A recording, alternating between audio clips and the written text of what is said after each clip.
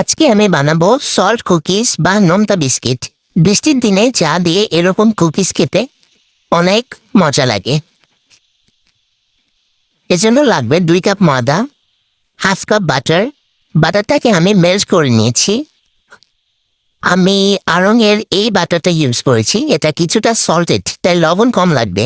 এরপর লাগবে 1 টেবিল চামচ চিনি, 2 টেবিল চামচ সয়াবিন তেল, একটুখানি লবণ, 1 চা চামচ কালো জিরা এবং 1 চা চামচ বেকিং পাউডার এবং একটুখানি তরল দুধ।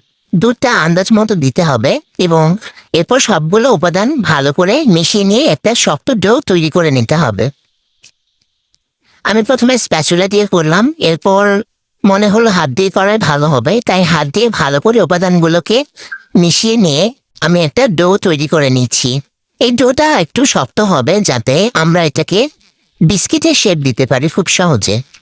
এবং ডোটাকে ভালো করে মথে নিতে হবে। এই যে আমি হাত দিয়ে ভালো করে মথে নিচ্ছি, ডোটা অনেকটা দেখতে এরকম হবে। এরপর ডোটাকে ফ্ল্যাট করে বেলে নিতে হবে। এরপর একটা ছুরির সাহায্যে চারপাশের অসমান অংশগুলো কেটে বাদ দিতে হবে।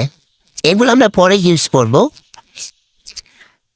চারপাশের অংশগুলো বাদ দেওয়ার পরে এটাকে আমরা চারকোনা বিস্কিটের শেপ করে কেটে নেব।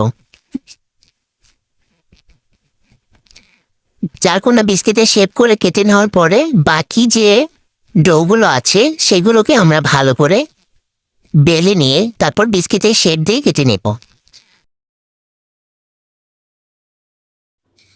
অথবা চাইলে একটা কুকি কাটার দিয়ে বিভিন্ন রকম শেপের বিস্কিট বানানো যায়, যেমন এখানে আমি লাভ শেপ দিয়ে বানিয়ে নিচ্ছি।